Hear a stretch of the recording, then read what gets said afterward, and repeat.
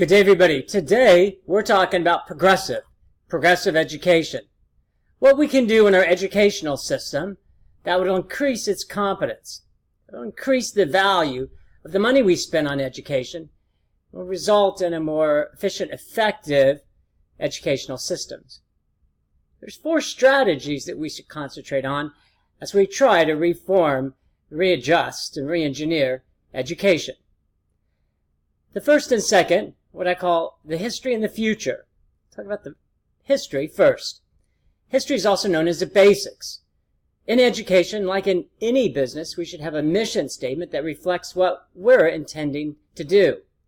We should have a mission statement that says that these are the core functions of our system, in this case education.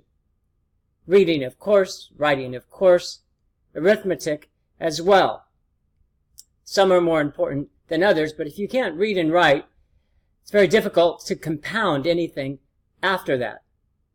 Arithmetic and math is going to dominate our world because technology and science are really at the forefront of just about any country that has reached the top of its economic ladder.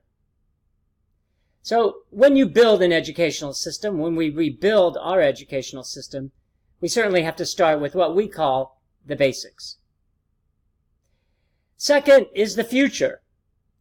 So as you build the basics of a system, they're certainly going to change, at least in part, over the years.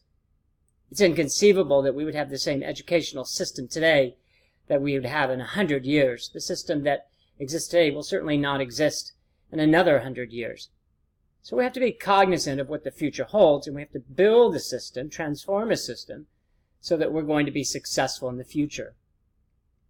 So, as we reform and retool our educational system, retaining some basics, certainly advancing it to be cognizant and reflective of our society, then we have to recognize that we have to have a system that is going to allow and going to train its students to be innovative, creative, ingenious. That really is the key of any educational system today. You have to train an individual on how to use their mind to think in new and innovative ways that even haven't been determined. Two of the greatest words in the English language are what if, or why not. So we need to train our students, whether they be in kindergarten or graduate school, how to use their mind to reorientate their focus, to concentrate on not necessarily what they've learned, but what can be learned.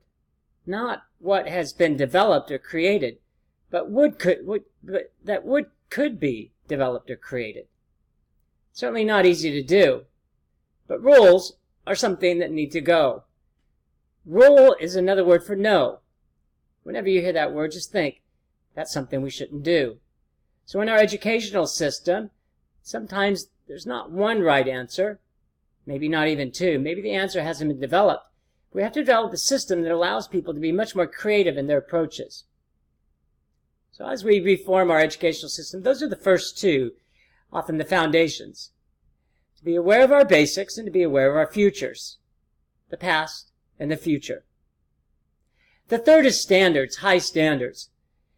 We hear quite a bit that our educational system is dummied down. We've lowered it to the lowest common denominator. We want to make sure everybody passes and maybe nobody does better. And schools are paid, this is the unfortunate part, often by passing students from one grade to another.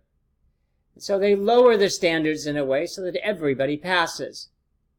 100% success rate on a test or 100% graduation rate isn't the statistic we need to be following. The statistic is how many people can read and write at a great level. There's so many international comparisons between our educational system and others throughout the world. A recent one was about 22 developed countries, and the United States came in 21. Another study said that we were 5th in per pupil spending, but anywhere from 17th to 20th in terms of math and science comparison to other countries.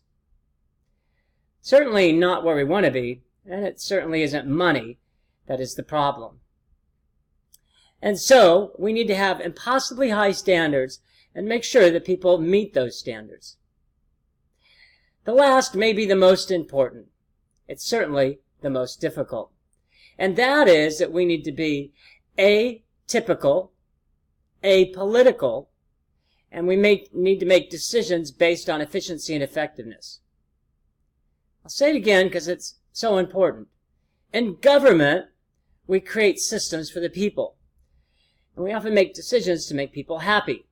Fortunately, in education, that has resulted in a system that doesn't work, or doesn't work to its capabilities.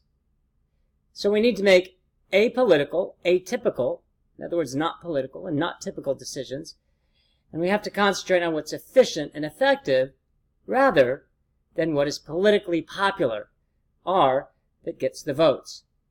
And I'll give you two examples in government. One is the post office. Post office, as most people know, has fallen considerably over the years simply because people don't use mail anymore. They pay bills online and they don't write very many letters. 90% of all mail is business, and when people pay their bills online, there's not many monthly mails that go out. Yet today, the budget of the post office is about 80% salaries and benefits. In comparison, Federal Express is about 43%, and UPS, United Parcels, about 60%. Both those systems are profitable.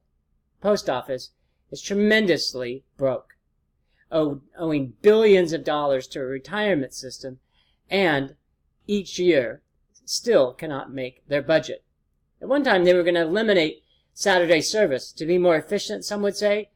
No, so that they could continue to give raises to people in their system. About 600,000 people or so work in the post office. It's the second most government employees after the military. Some would say that the post office is just not a money-making system. Yet Singpost in Singapore and PostNord in Sweden both make a tremendous amount of money in their postal systems. Ours doesn't. Ours doesn't because we continue to give raises. We have about 35,000 offices. And to give you a comparison, the average traffic into a post office per week is about 600 people.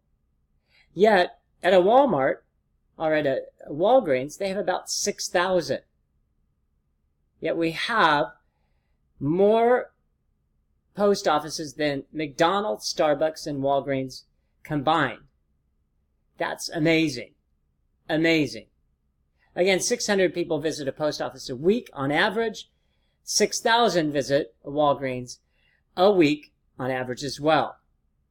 30% of all revenues from the post office now come from outside the post office. People buying stamps online or going to other stores.